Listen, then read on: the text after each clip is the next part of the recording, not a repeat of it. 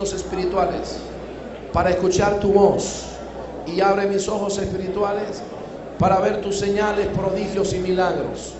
Que el poder de la revelación descienda sobre mí y el poder de la resurrección me levante hoy con poder.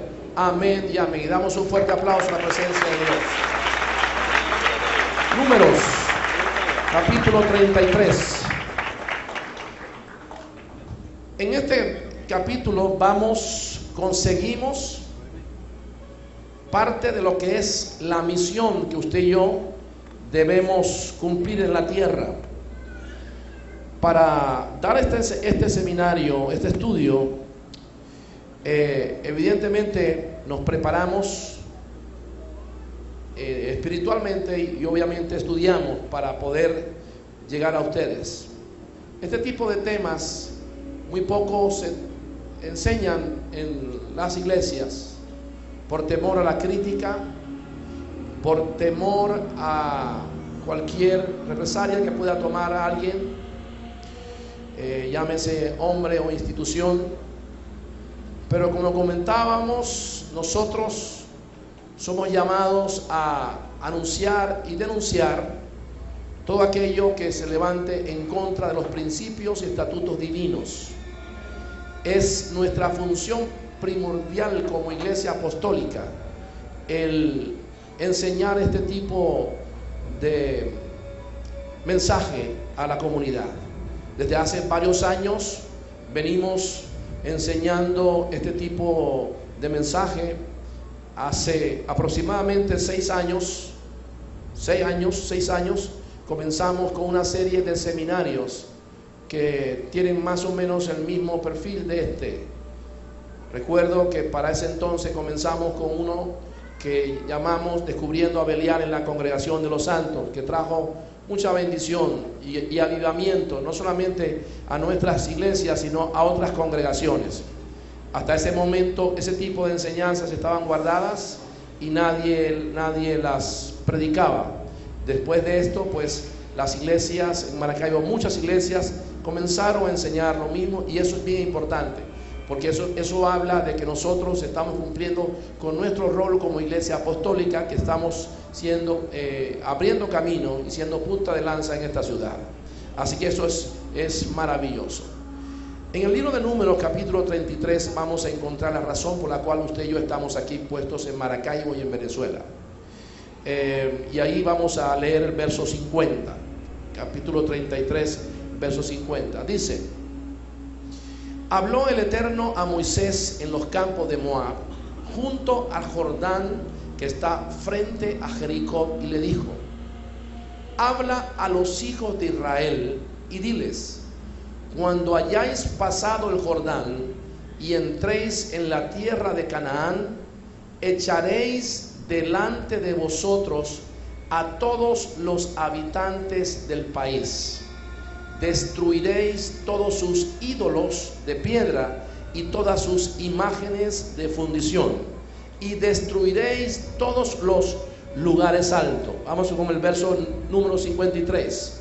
Echaréis a los hombres de la tierra y habitaréis en ella, pues yo las he dado para que sea vuestra propiedad.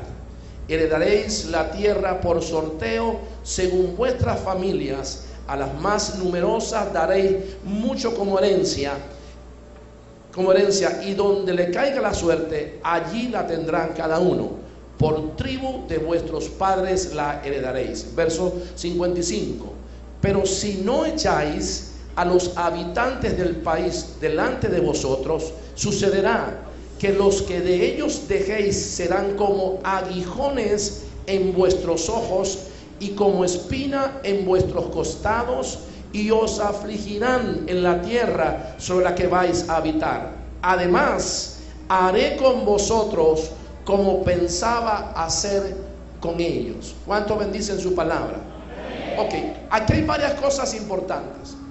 En primer lugar, Dios promete a cada hijo que le va a dar una porción de tierra, un espacio territorial, un territorio, una zona. Eso lo ha prometido para usted, lo ha prometido para mí, lo ha prometido para nuestros hijos, mis hijos y sus hijos. Ahora, hay una demanda. La demanda es que nosotros podamos echar fuera a todo aquello que está causando contaminación en nuestra área o en nuestra zona que nos fue asignado. Evidentemente, aquí no vamos a hablar de hombres, pero sí vamos a hablar de espíritus inmundos. Nosotros somos llamados como iglesia a desalojar.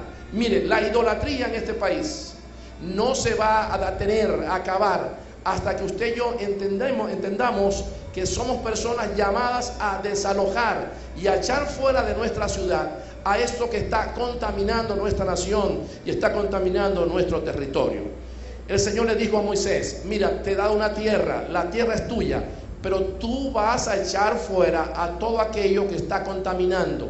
Vas a acabar con los ídolos, con las imágenes, con los lugares altos, lo vas a destruir. Y si tú no lo haces, entonces yo voy a hacer con ustedes lo que había decidido hacer con los impíos, con el pueblo enemigo. Entonces vemos aquí la responsabilidad que tenemos, no solamente el pastor, sino todos, de ser portavoces de este tipo de mensaje. Evidentemente nosotros estamos luchando con fuerzas importantísimas. La Biblia dice que nuestra lucha no es contra carne ni sangre. Nos estamos enfrentando a principados, a potestades, a gobernadores y huestes de maldad. Cada vez que usted y yo nos paramos, nos levantamos a golpear este tipo de corrientes, de enseñanzas que son contrarias a las Escrituras, como la que vamos hoy a estudiar, pues evidentemente el enemigo se va a levantar para evitar que usted y yo cumplamos la misión por la cual se nos encomendó en esta tierra. Así que levante sus manos y diga conmigo: tengo una misión que cumplir. Y dile al que está a tu lado: tienes una misión que cumplir. Dile: hay que echar a alguien de esta nación. Hay que echar fuera a varios de esta ciudad. No escucho, diga: hay que echar a varios de esta ciudad, porque de lo contrario seguiremos en aflicción. Ahora te pregunto: ¿usted quiere seguir en aflicción? ¿Usted quiere dejarle una nación contaminada a sus hijos de maldad y de iniquidad y de idolatría y de pecado? Definitivamente que no. Así que diga conmigo: hay que echar a alguien fuera de esta ciudad. No escucho, diga: hay que echar a alguien fuera de esta ciudad. Diga conmigo: esta tierra me la dieron. Esta es tierra mía y de mis hijos. Dice la Biblia que esa tierra usted la va a repartir con su familia. Así que eso creemos nosotros. Pero hay que desalojar, hay que echar fuera algunas cosas que están ocasionando mucho daño en nuestra ciudad. Vienen elecciones ahora para alcaldes, diputados.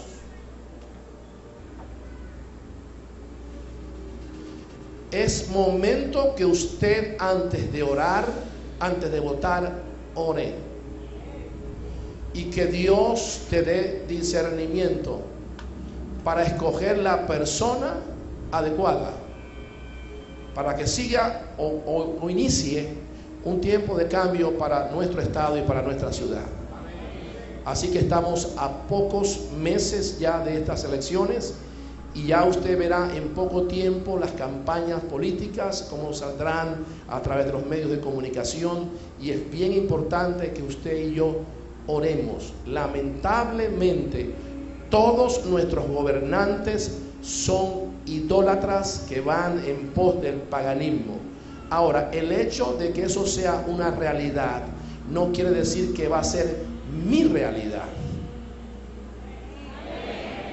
Así que usted no puede conformarse con seguir la corriente. Nosotros podemos provocar cambios contundentes en este país y en esta nación. ¿Cómo lo vamos a hacer? La oración es importante, el ayuno es importante, pero el voto también es importante. Que estemos orando nosotros por las personas que Dios quiere. Bien, vamos a entrar en el tema. Quiero que veamos algunos números que traje, que van a mostrar más o menos la población de congregantes que hay en diferentes religiones. Y usted se va a dar cuenta en esta noche cómo nosotros lamentablemente estamos ocupando el cuarto lugar entre las seis religiones más importantes del mundo. Y son números que usted hoy los va a ver y que evidentemente le van a preocupar. Y esa es la idea, que usted se preocupe hoy y que usted salga pensando diferente. Tenemos en el mundo aproximadamente, ahí están algunos apoyos visuales, 1.038 millones de personas que asisten a las iglesias católicas por tradición y por costumbre, y la mayoría de ellos, el 95%, son personas vacías, y en esa gran comunidad hay mucha familia tuya y mucha familia mía. En segundo lugar, tenemos en el mundo 920 millones de personas que no creen en Jesús, que no creen evidentemente en nuestros patriarcas, sobre todo en nos pudiésemos llamar Isaac, a partir de Jacob e Isaac. Estoy hablando de los maometanos, estoy hablando de los musulmanes. Están 920 millones de personas que que oran todos los días a Alá y a Mahoma para que Israel sea destruida y sea sacada de la tierra. 920 millones de personas que todos los días, 3 veces al día oran por la destrucción de Israel. Así que es bien importante que usted y yo oremos y metamos en nuestras oraciones ¿a quién? Diga conmigo, a Israel, a Israel. En tercer lugar están los hindúes, y los hindúes en este momento tienen una población aproximada de 705 millones de personas que profesan diferentes tipos de religiones. Adoran a más de 4,000 dioses los hindúes, y ocupan el tercer lugar de la población más alta de religiosos en el mundo. En cuarto lugar está la iglesia protestante, y ocupando una población de 669 millones de habitantes. Allí estamos nosotros. Evidentemente hay que sacar a las denominaciones o a otras religiones dentro del protestantismo, como es el adventista, los adventistas, los testigos de Jehová y otras sectas más que está comprobado que son falsas. Pero están ahí en las 669 millones de congregantes en la religión protestante. En quinto lugar están los confucianos. Aquí hablamos de Asia, aquellos que adoran a Buda y que adoran a otros dioses. Ellos en este momento representan 321 millones de personas que adoran a dioses ajenos. Y en sexto lugar, en último lugar, están los judíos. Los judíos actualmente representan 18 millones de personas en el mundo, de 7 a 8 millones en Israel y los otros 10 millones en diferentes partes del mundo. Entonces vemos dos cosas importantes, que en primer lugar es la Iglesia Universal la que tiene el control, es la que tiene la mayor cantidad de personas que se congregan. Ahora, la Biblia habla en el libro de Apocalipsis que se levantará para los últimos tiempos alguien que es tipología de una mujer, y ésta emergerá de las aguas y se sentará sobre muchas aguas, refiriéndose a Babilonia la Grande. Cuando aparece la palabra sentarse, la palabra sentarse allí tiene que ver con gobernar, establecer dominio y control sobre muchas naciones y ciudades. Entonces vemos, según este cuadro estadístico, que es evidentemente la Iglesia Católica la que tiene la mayor influencia y la mayor cantidad de adeptos en el mundo, la Iglesia Católica. Ahora, lo triste del caso es que, como dije al principio, la mayoría de ellos son personas que no tienen vida íntima con Dios, que asisten a las iglesias únicamente por cultura o por tradición. A diario bajan al infierno cantidad de católicos que no le han entregado nunca, entregaron su vida a Jesús. Y hoy vamos a hablar un poco acerca de quién está al frente de esta religión y quién es el responsable, o quiénes son los responsables de dirigir la religión más importante del mundo a nivel numérico, y cuál es el plan, cuál es la estrategia, qué dice la Biblia que acontecerá con ellos, qué va a suceder con esta primera religión. ¿Será que perderá el poder o seguirá creciendo? ¿Será que aprovechará el poder que tiene y la influencia que tiene para jugar un papel protagónico en los últimos tiempos? ¿Será que tiene que hacerse de aliados y relacionarse con religiones como por ejemplo el Islam o el mahometanismo? Eso vamos a tratar de enseñarlo un poco más adelante. En primer lugar, permítame definir una palabra que usted y yo usamos mucho y que evidentemente ahora está sonando mucho en las noticias en el mundo. El viernes pasado tuvimos la noticia de la renuncia de Benedicto XVI, producto de problemas de salud que le impiden seguir con sus funciones. Y voy a definir lo que significa la palabra Vaticano. Y aquí quiero comenzar y quiero que presten muchísima atención.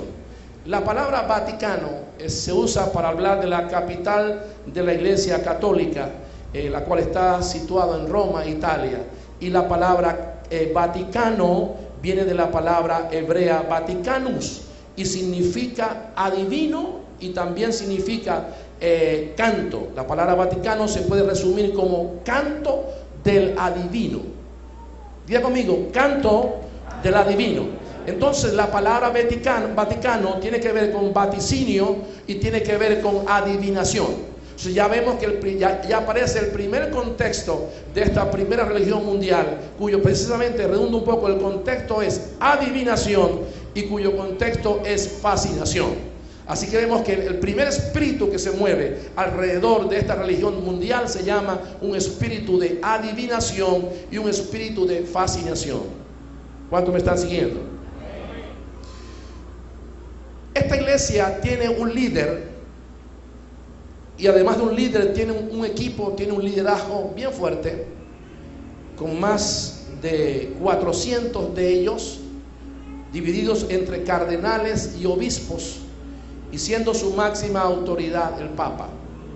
Voy a hablar del génesis del poder papal, el principio del poder papal. ¿De dónde nace esta idea? ¿Y sobre qué fundamento la Iglesia Católica sostiene que el Papa es el sucesor de Pedro y que tiene además otras atribuciones que son muy similares a las de Dios? Todo comienza en el discípulo amado de Jesús, uno de los 3 discípulos amados de Jesús, y estoy hablando de Pedro. Vamos a ver más adelante cómo Pedro no se parecía en nada a los papas que han venido, a los 265 papas que han gobernado y han reinado sobre la tierra.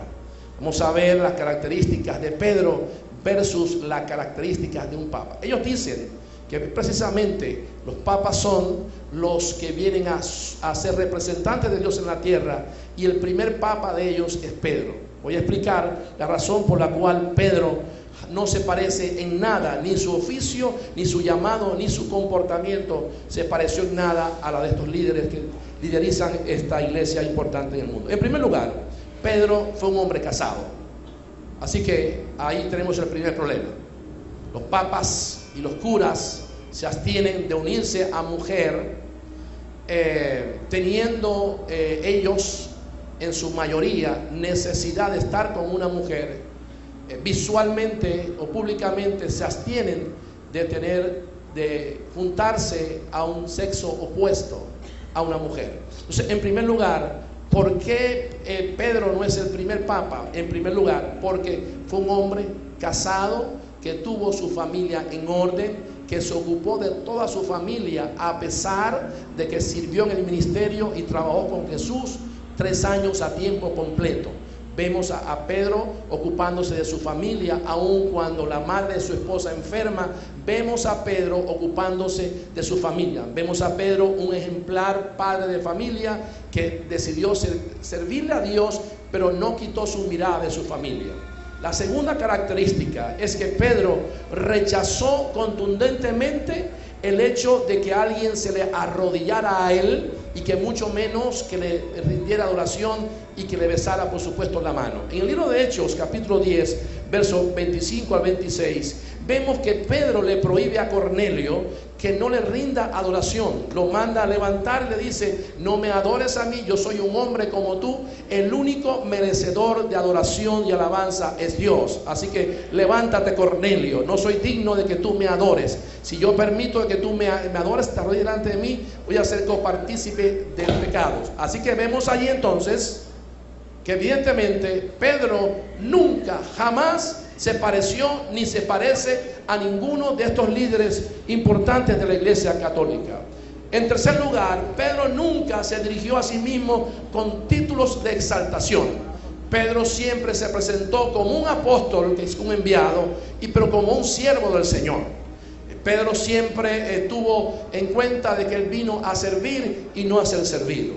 Pedro nunca fue llamado como es llamado hoy en día este tipo de líderes, por ejemplo, que son llamados pastores principales, príncipe de los apóstoles. Así se le llama al Papa hoy en día: pastor principal, príncipe de los apóstoles, cabeza de la iglesia, gobernador de la iglesia y sumo pontífice. Todas esas títulos o características son imputables 100% no a un hombre, sino a Jesucristo, al Hijo de Dios. Jesús se hizo llamar el pastor de pastores, el príncipe de los pastores, la cabeza y la piedra angular de la iglesia, el gobernador de la iglesia y esposo de la iglesia, y se hizo llamar también pontífice. La palabra pontífice significa puentes o hacer puentes. Cuando un humano se hace llamar a sí mismo pontífice entre Dios y los hombres, se está llamando a sí mismo un puente que comunica a los hombres o permite que el hombre tenga acceso al Padre a través de él. La Biblia dice que el único mediador entre Dios y los hombres es Jesucristo, y es el único que nos puede conducir a la vida eterna. No hay otro pontífice, no hay otro puente. ¿Cuántos dicen amén por esto? Así que el nombre papa o la palabra papa que quiero señalar en esta noche, y que quiero corregir también para que podamos de acá aprender algo lindo. La palabra papa evidentemente significa padre, y aquí tengo que enseñar a la iglesia algo importante, a todos los que están aquí en la congregación. Usted, respeto la forma en que usted se dirige a mi persona. Con mucho amor, sé que la mayoría lo hacen. Con mucho cariño y con mucho respeto y admiración de muchos. Pero está prohibido, según las Sagradas Escrituras, de que usted me llame a mi padre. Yo soy cobertura suya, soy su pastor, soy su apóstol, soy su mentor, pero no soy su padre. Está prohibido en la Biblia, en las Sagradas Escrituras, que usted se dirija a mi persona o a cualquiera como padre espiritual. El único padre espiritual que usted tiene es el Dios de los cielos, el Hashem, el Elohim, Dios de los cielos.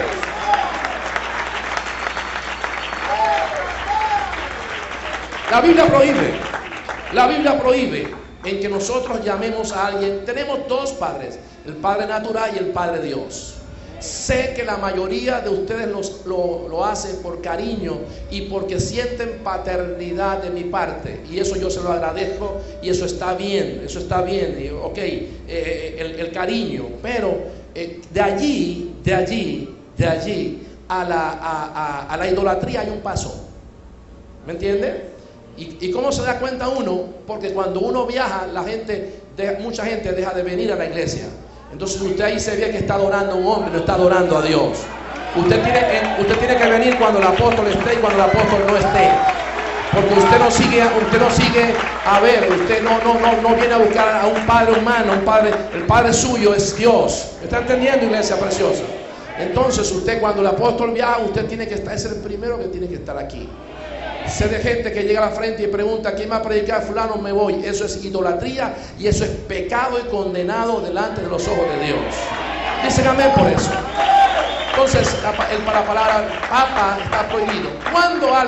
Cuando todo este conocimiento, ejemplo, vamos a hablar más adelante de Benedicto XVI. Benedicto XVI es un hombre sumamente preparado, es un excelente teólogo, habla 10 idiomas, habla el griego antiguo, habla el hebreo también, y todo lo que le estoy explicando yo, él lo sabe, y todos los papas lo saben. Así, cuando ellos permiten que alguien lo llame padre y aún le coloca otro título, lo llaman santo, el santo padre, ellos están pecando con conocimiento. Cuando ellos permiten que alguien se acerque y se arrodille y le bese la mano, ellos están pecando con conocimiento. Por lo tanto, si no hay un arrepentimiento, el juicio será doble. porque conocen las Sagradas Escrituras, conocen los textos hebraicos y aún el idioma griego lo manejan con precisión. Así que todo lo que estamos enseñando ellos los conocen hace rato. Sencillamente hay un espíritu de fascinación alrededor de ellos que los tiene tomados y que tiene cautivo a mucha gente, incluyendo su familia y mi familia. Pero estamos orando para que eso se rompa y su familia venga a la verdad. Dicen amén por eso. El otro título que se les ha asignado al Papa es el del Vicario Filistei. El Vicarius Filistei significa nada más y nada menos que, atención, lo que significa Vicarius, así se llama el Papa, Vicario Filistei. La frase Vicario Filistei significa persona que sustituye en sus funciones teniendo el mismo poder y las mismas facultades. Al Papa se le llama el Vicario de Cristo. Es decir, según este título, la persona que tiene las mismas funciones y que tiene el mismo poder y la misma autoridad de Jesús. Para que vamos entendiendo un poco lo que significa la palabra vicarios y lo delicado que es cuando a él lo llaman de esa manera. En tercer lugar, a él se le conoce también cuando ellos, ahora lo vamos a ver. Dios mediante, para el mes, aquí pueden pasar muchas cosas, pero está todo previsto para el mes de marzo, cuando se irá en busca del nuevo Papa y el cónclave se prepare para la elección del sucesor de Benedicto XVI.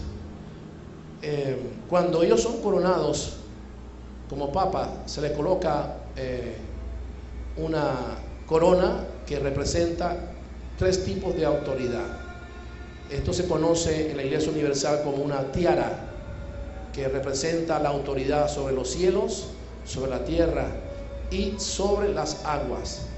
Esto lo fundamentan ellos en el hecho de que ellos se creen el sucesor de Pedro, y a Pedro se les entregó las llaves del reino para atar y para desatar y para tener autoridad sobre los cielos, sobre la tierra, los que están debajo de las aguas. Entonces, aprovechándose ellos de eso, pues evidentemente es su forma de pensar. Ahora, vamos, como cosa interesante es por qué se hacen llamar el sucesor de Pedro y por qué no se hacen llamar el sucesor del apóstol Pablo.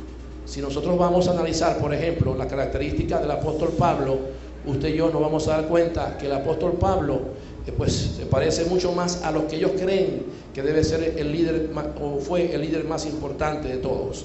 El apóstol Pablo no se casó. El apóstol Pablo visitó Roma. Pedro no.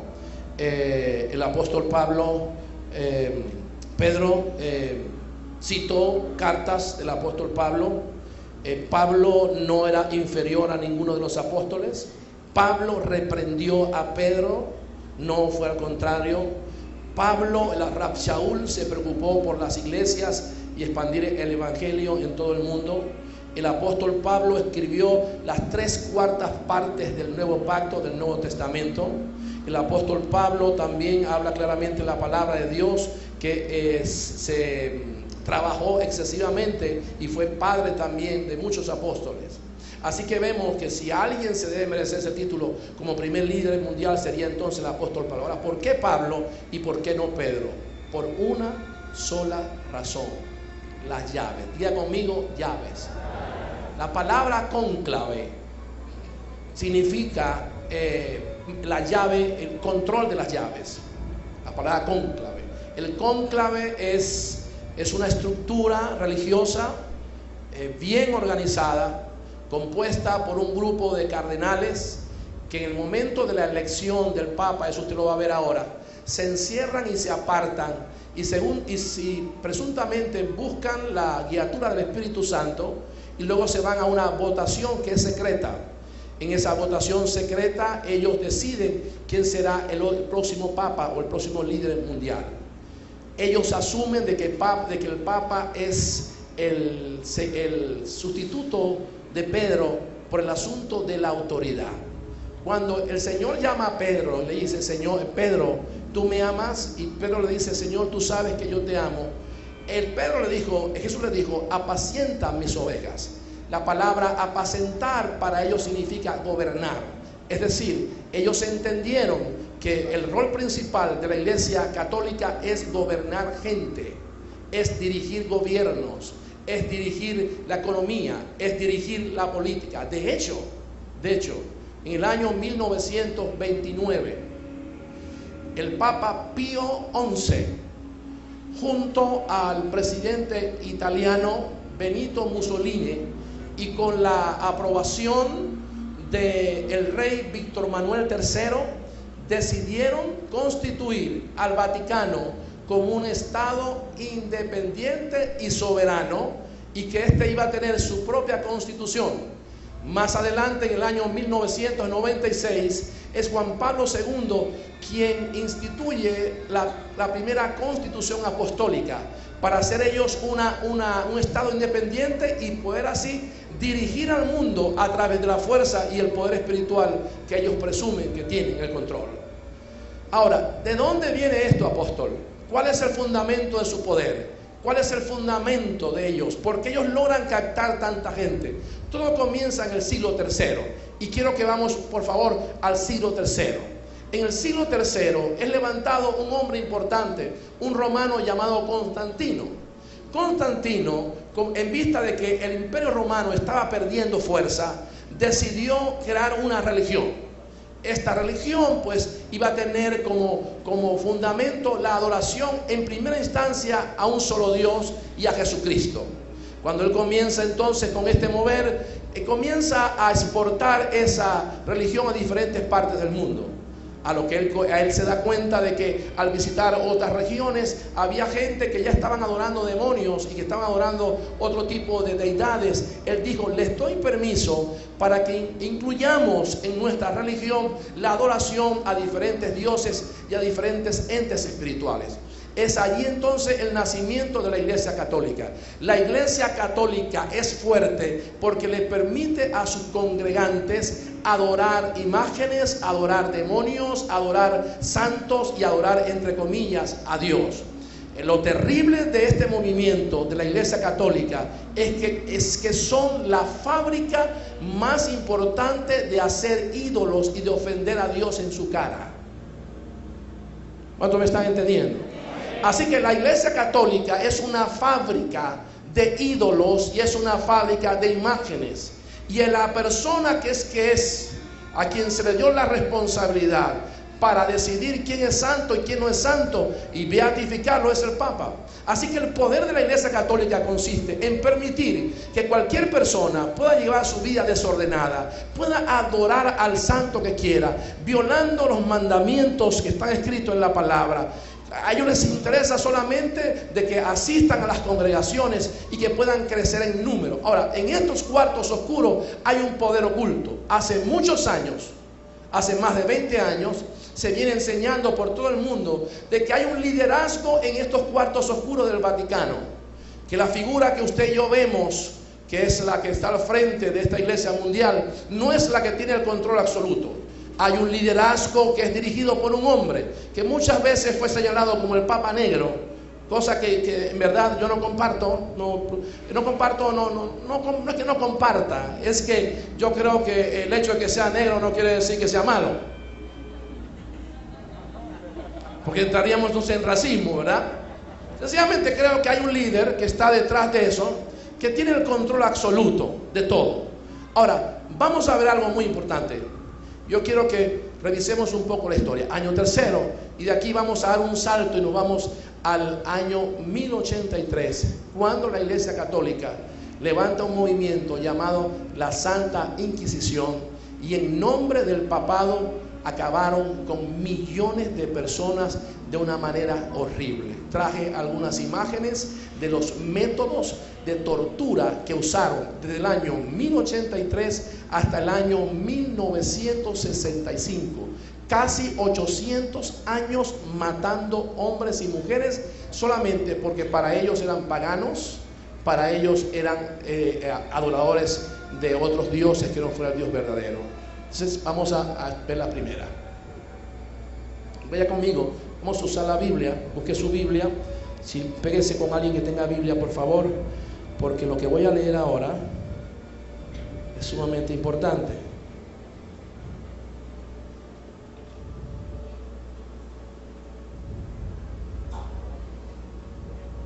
¿Cuántos están aprendiendo algo en esta noche?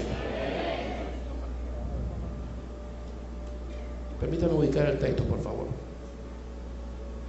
Vaya al libro de Levíticos.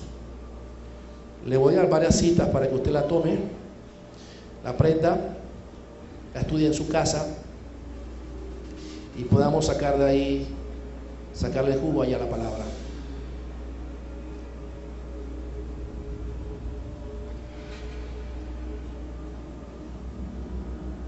Ya conmigo, gloria a Dios por este día.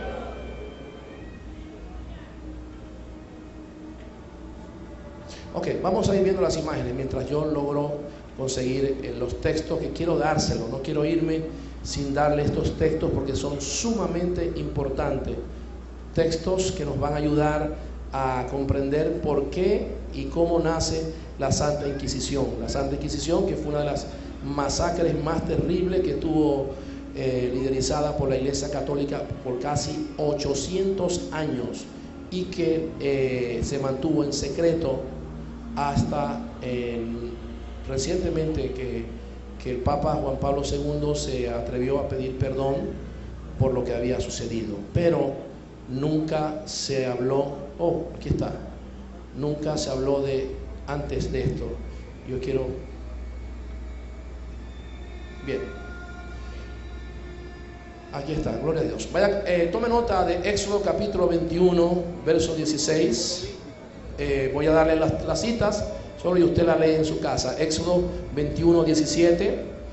La otra cita es Éxodo 22, 18. La otra cita es Éxodo 22, 20. La otra cita es Levíticos 19, 31. Y la otra cita es Levítico capítulo 20, verso 10 al 12. ¿Por qué es importante que usted estudie eso en su casa? Porque estos fueron los argumentos bíblicos que la Iglesia Católica usó para masacrar a millones de personas. Es decir, ellos no fue nada improvisado, ellos tenían que sostener esa masacre sobre un fundamento bíblico. Y precisamente fueron estos textos que voy a citar. Éxodo capítulo 21, verso 17 dice: un niño que maldice a su padre debe ser condenado a muerte. A un hijo tenaz y rebelde también se le debe dar muerte. Éxodo 22. Una bruja o brujo debe ser condenado a muerte. Éxodo 22, verso 20. Cualquier persona que se sacrifica a los dioses de otros debe ser destruido. Levítico capítulo 19, verso 31. No consultar a los medios o a magos también debe ser, o consultar debe ser destruido. Levíticos capítulo 20, versos 10 al 12. Los adúlteros deben ser condenados a muerte. Los homosexuales han de ser condenados a muerte también. Todos estos textos que yo le di, ellos los utilizaron para usar este tipo de torturas que usted ve acá. Esta se conoce como la flauta del alborotador. Ellos ahí hacían que se colocara, metían la mano por allí, tenía como especie de pedazos de metales que aprisionaban y clavaban sobre los brazos de la persona. Esto lo hacían en público. La siguiente imagen.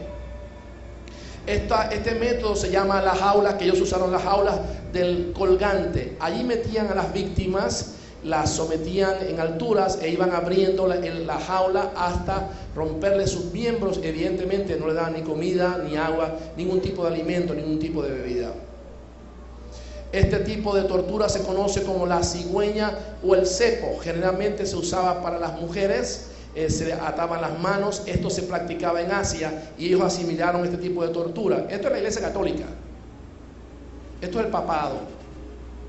Por orden firmado del Papa. Todos aquellos que no aceptaran la religión católica como tal, y entre ellos estaban, por supuesto, los que ellos llamaban paganos, que eran los brujos, hechiceros, los homosexuales y los adúlteros. Esta se llama el cepo chino. Allí metían, eso lo hemos visto, metían los brazos, los colocaban en parejas, esposos o padre e hijos, lo metían allí y dejaban caer el peso sobre sus brazos, le partían los brazos y ahí morían. El otro se llama el violón de la comadre. Esto también fracturaba parte del hombro y parte de las piernas cuando se colocaban en las piernas. La picota en el tonel. Aquí es una tortura bien terrible. Metían a la persona en este tipo de tonel y en ese tonel le echaban orina humano y excremento. Ahí lo dejaban por varios días hasta que muriera la persona. El otro más adelante. Los collares para vagos y renitentes a misa, aquellos que se abstenían de ir a las iglesias, que no se congregaban. Esto también lo colocaban sobre el cuello, desnudaban a la persona y lo obligaban a caminar en público delante de la gente. El San Benito, eso lo hicieron en honor a un nombre, le tapaban la cara y su cuerpo y lo golpeaban con palos, con objetos pesados, y obviamente moría desangrada la persona. La máscara infamante, todas estas máscaras tenían una especie de púas que colocaban y amarraban desde la parte de atrás a la parte delantera. Pero hay una que quiero mostrarles, la dama de hierro. Esta dama de hierro, usted ve aquí, en las puertas también habían como especie de puñales, elementos punzopenetrantes que cuando cerraban las puertas evidentemente atravesaban el cuerpo del hombre o de la mujer. Pero quería que usted lo viera, se llama la cuna de Judas. Si usted ve ese pico que hay allí, ese era para mujeres. Lo usaban dejaban caer la mujer y le penetraban y le destruían, perforaban la vagina, o si no lo hacían por el recto también.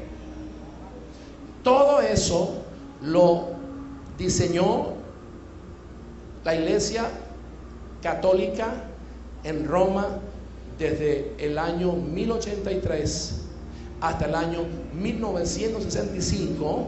Obviamente fueron cambiando los métodos.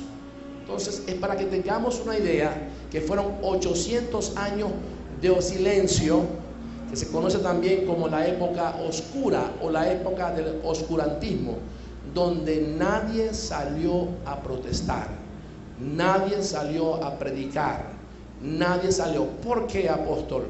Porque eran los únicos que tenían acceso a la Biblia, a la palabra. Ellos mantuvieron el control hasta no hace mucho tiempo. Todas sus misas eran en otro idioma para evitar que la persona aprendiera los principios y los mandamientos divinos. ¿Cuántos me están entendiendo? Dile al que está a tu lado: menos mal que Dios me hizo libre. Dile: y va a ser libre a tu familia también. Dile: tu familia se va a convertir toda. ¿Cuántos dicen amén? ¿Cuántos dicen amén? Vaya conmigo a Apocalipsis capítulo 17.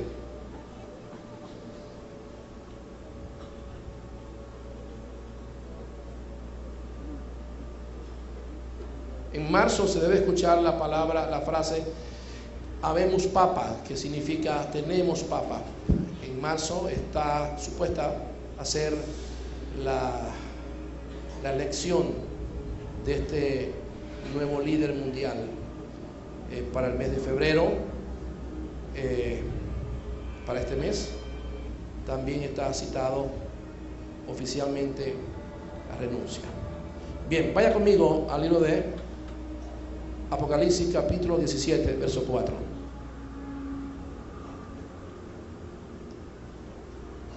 Alguien que lo tenga, por favor, que me ayude a leerlo en voz alta. Apocalipsis capítulo 17, verso 4.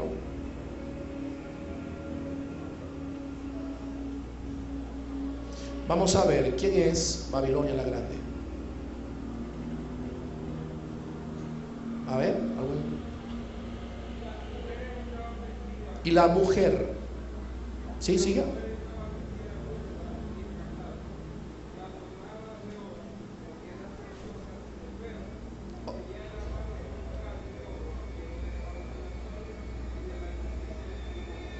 Ok, dice, gracias. Y la mujer está vestida de púrpura y escarlata, que son los colores oficiales, es decir, de gala de los atuendos del Papa. Adornada de oro y de piedras preciosas y perlas. El único ser en la Biblia que aparece adornado y rodeado de piedras preciosas para el día de su creación, ¿quién es?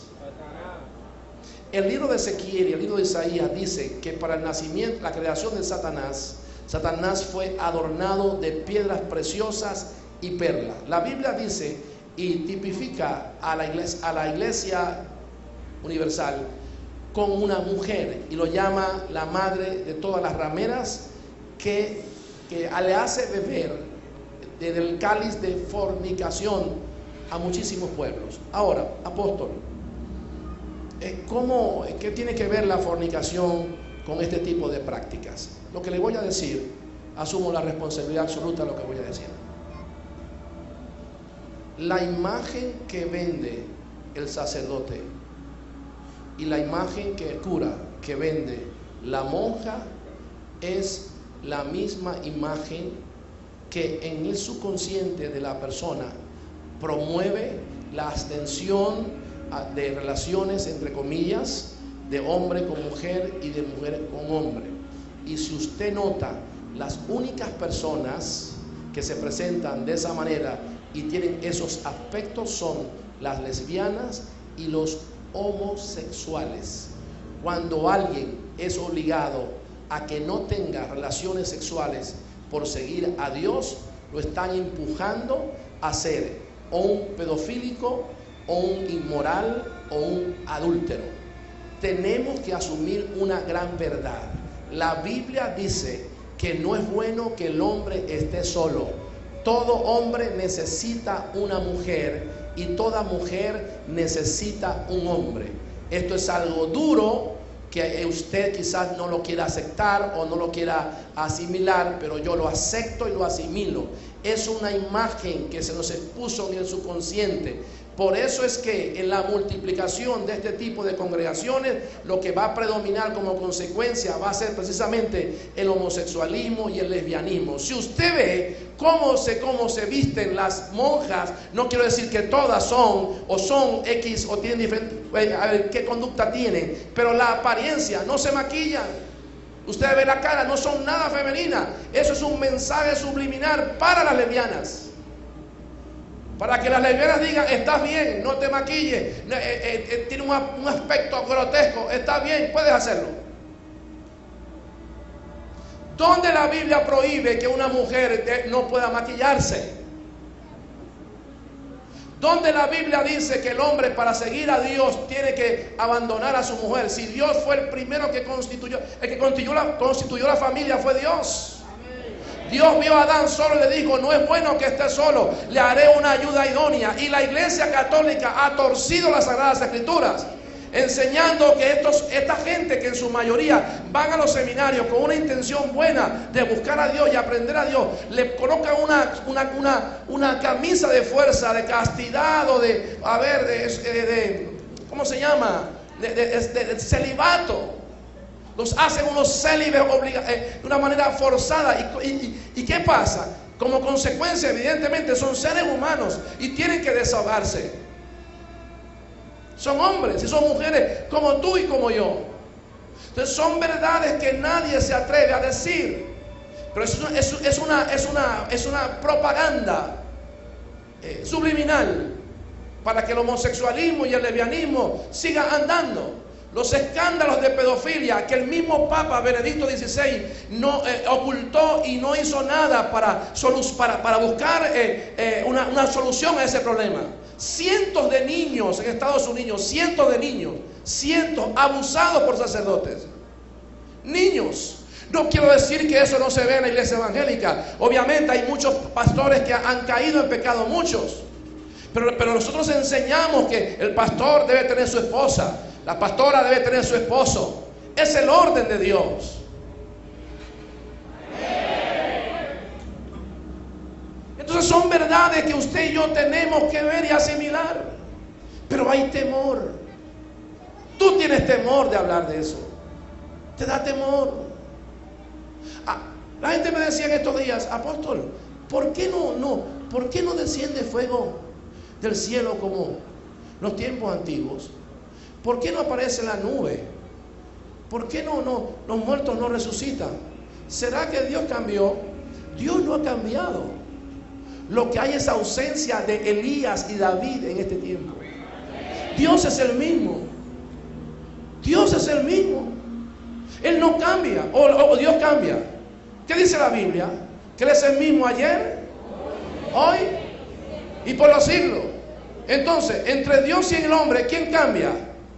El hombre. Entonces, ¿por qué no deciden fuego del cielo? ¿Por qué los muertos no resucitan?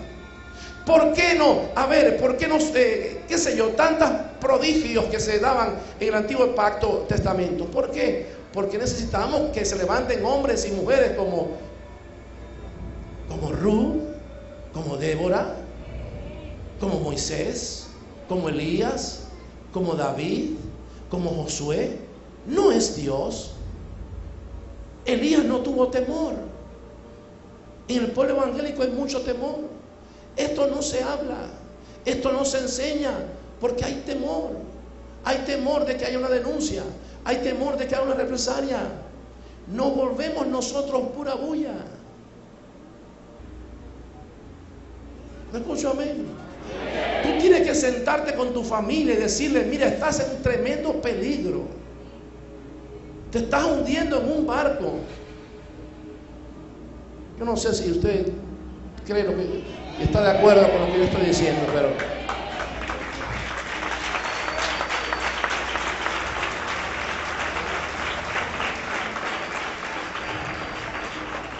en Apocalipsis capítulo 16, verso 6 dice: y vi a la mujer ebria, a la iglesia, al papado, al poder papal. Apocalipsis 17, 6. Y vi a la mujer ebria de la sangre de los santos y de los mártires de Jesús, de Yeshua. ¿Cuándo fue eso? Lo que usted acaba de ver. La Santa Inquisición, las cruzadas. ¿Quién estuvo al lado de Hitler? ¿Quién fue el que movió la mano espiritual de Hitler? Un papa que mató a millones de judíos, que tomaba a un grupo de niños de 3, 4 años y a su mamá y los desnudaba y los metían en la candela. ¿Y qué tenían? Una cruz. ¿Se acuerdan de las cruzadas? La cantidad de gente que mató la iglesia católica. Por eso cuando usted por eso es que para los judíos la cruz es sinónimo de maldición y muerte. Y muchachos, usted no enseña a un judío una cruz porque te pasa por arriba con el carro. Porque le recuerda que por esa cruz perdieron sus hijos. ¿No escucho amén en esta mañana? Vaya conmigo. Apocalipsis capítulo 17, verso 9. Vamos a ver dónde está ubicada Babilonia la Grande según la Biblia. ¿Cuál es su ubicación geográfica, Ángel? Apocalipsis capítulo 17, verso 9. ¿Cuál es su ubicación geográfica?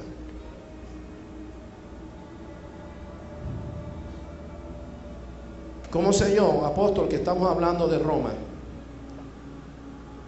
Que estamos hablando del Vaticano. Pues bueno, Apocalipsis capítulo 17, verso 9 dice: y aquí hay mente que tiene sabiduría. Las 7 cabezas son 7 montes sobre los cuales se asienta la mujer. Diga conmigo: 7 montes, 7 colinas.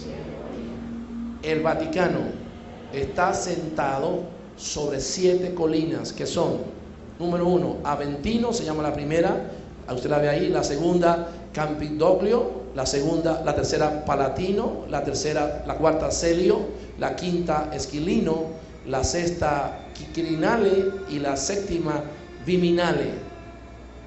Ella está sentada, el Vaticano está sentada sobre 7 montañas, sobre 7 colinas. De allí gobierna, de allí reina. Ahora, apóstol, ¿qué va a pasar en los próximos meses y en los próximos días con respecto a la renuncia de Benedicto XVI? Vaya conmigo.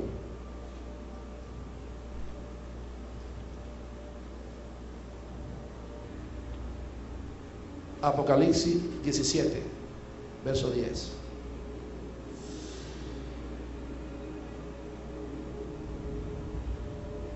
Dice así. Dice, y son, miren para acá, y son 7 reyes, dice el texto. 5 han caído. 1 es. Otro viene. Y es necesario que el que viene dure o reine un breve tiempo. Escuche esto. Miren para acá. 7 son 7 reyes. Esto lo está hablando Juan. Dile al que está a tu lado, para la oreja. Dile, para la oreja, para la oreja. Esto lo está hablando Juan. Juan fue llevado a una isla, y Juan, o Dios a través de Juan, dice esto: ahora que usted me va a abrir tus oídos espirituales y proféticos. ¿Dónde están los proféticos de esta casa? ¿Dónde están los que tienen sueños y visiones? A ver. Ok, atención con esto. Dice, y son 7 reyes. Dice Juan. Juan está viendo algo. Juan fue llevado a un tiempo, a años mucho más adelante, en una visión. Y él dice, veo 7 reyes. 5 han caído. 1 es, y viene otro. Pero el que viene es necesario que gobierne breve tiempo. A partir del año 1929, lo que le contaba, cuando se constituye el Vaticano como Estado independiente y soberano, desde el año 1900 hasta Benedicto XVI han gobernado 7 papas. A ellos también se le llama reyes. Y voy a nombrárselo. El primer papa, año 1929 hasta ahora, fue Pío XI y gobernó 10 años. El segundo fue Pío XII y gobernó 19 años. El tercero fue Juan XXIII y gobernó 5 años. El cuarto fue Pablo IV y gobernó 15 años. El quinto fue Juan Pablo I, y este fue el que gobernó menos, que gobernó 33 días. El sexto fue Juan Pablo II, y este batió récord. Este gobernó 27 años. Y después viene el séptimo, que es el actual, que es Benedicto XVI, que gobernó 8 años. Ahora nos vamos al texto. Juan dice, son 7 reyes, de los cuales 5 han caído, y el sexto 1 es. Proféticamente se cree que Juan fue llevado en una visión a los tiempos del gobierno de Juan Pablo II, y pudo ver el gobierno de Juan Pablo II. Por eso dice en tiempo presente, 7 son los reyes, 5 han caído y 1 es. El sexto es Juan Pablo. Se lo repito de nuevo. Está Juan. Son 7 reyes del año 1929, después que fue constituida como nación, como Estado soberano independiente, el Vaticano, ciudad, Estado. 7. El sexto es Juan Pablo II y el séptimo es Benedicto. Entonces Juan dice, hay 7 reyes, 5 cayeron. Dice, el sexto es tiempo presente. Es decir, lo estoy viendo. Ojo, lo estoy viendo, el sexto. Pero viene uno, y este es necesario que dure un breve tiempo. Si usted me compara los 8 años de Benedicto con los 27 años de Juan Pablo II, es un breve tiempo. Ahora, la Biblia habla de la llegada del octavo, que es el que viene. Dice que el octavo, dice Juan, es el mismo del sexto, o es el mismo rey sexto, dice la palabra, la Biblia. Dice, y vi con gran asombro. Y el Eterno le dijo, ¿y por qué te asombras? Se cree que este próximo Papa viene para muchos a ser la reencarnación de Juan Pablo II, o viene con el mismo espíritu elevado a la 10ª potencia pagana de Juan Pablo II, para preparar el nuevo orden mundial, para preparar una alianza con la masonería y el Islam, y así enrumbarse todo a una tercera guerra mundial que tendrá como el epicentro principal el ataque y la invasión a Israel. Y después de esto vendrá el Mesías. Así que, entonces, ¿qué tiene que hacer la iglesia? Dile que está a tu lado, atento. Atento. Amado, las sagradas escrituras se están cumpliendo una a una. Cada palabra se está cumpliendo. Pero mira lo que Dios dice: que no te preocupes, porque hay un pueblo grande, un ejército grande que se va a levantar en los últimos tiempos. Y el espíritu de Elías volverá de nuevo. Dice, regresará el espíritu de Elías. Dile al que está a tu lado, regresará el espíritu de Elías. Ha de venir el espíritu de Elías. ¿Sobre quién? Sobre nosotros.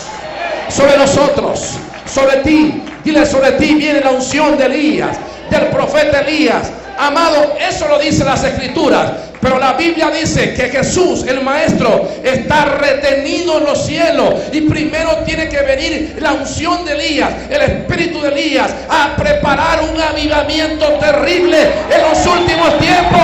Y tú vas a ser protagonista de ese avivamiento. Dile al que está a tu lado, yo lo creo. Dile, yo lo creo. Póngase de pie, póngase de pie. Diga, yo lo creo, apóstol. El que lo crea, que le dé un fuerte aplauso al Rey de Gloria. Diga, yo lo creo, apóstol, yo lo creo, yo lo creo. Amado,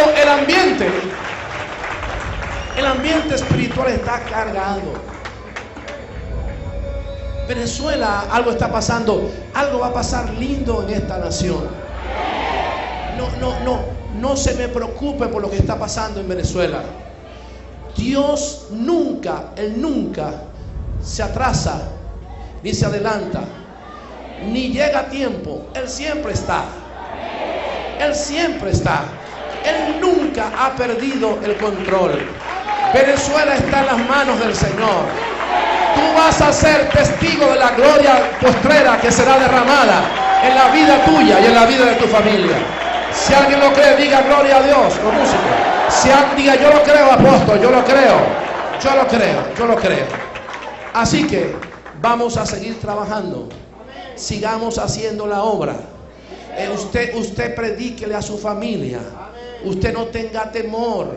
El próxima semana hubo muchas cosas que no pude obviamente abordar por el tiempo. La semana que viene voy a sacar este material impreso, porque quiero que te lo lleves, lo estudies y lo puedas predicar a otros, enseñar a otros. No disparando al aire, sino con argumentos bíblicos. ¿Cuál va a ser tu soporte? Número 1, la palabra. Segundo, testigo, la historia.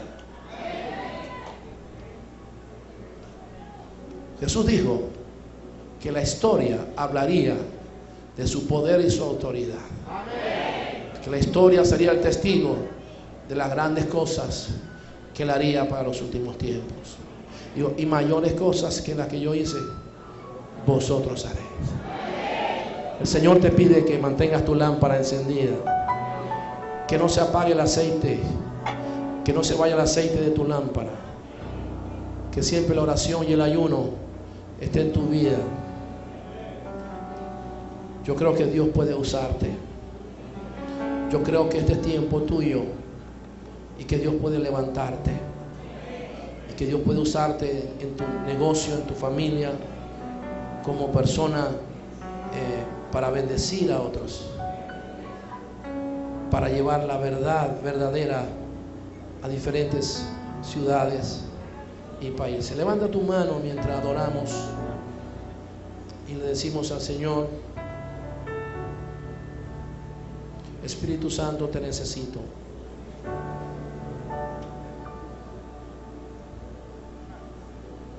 Diga: Espíritu Santo, te necesito en mi vida, te necesito en mi familia. Levante sus manos allí. Yo quiero orar en este Shabbat. Quiero orar por ti. Dice la palabra que si el Señor va delante, si Dios es contigo, ¿quién contra ti? ¿Quién podrá hacerte frente? Levanta tu mano y vamos a adorar a Dios. Oído. Vamos a adorar a Dios. Espíritu Santo, yo te necesito. Manda tu fuego a este lugar. Tú eres mi fuerza, tú eres mi ayuda. Espíritu Santo, llena este lugar. Vamos. Espíritu Santo, yo te necesito. Manda tu fuego a este lugar. Tú eres mi fuerza, tú eres mi ayuda. Espíritu Santo, llena este lugar. Hay una unción.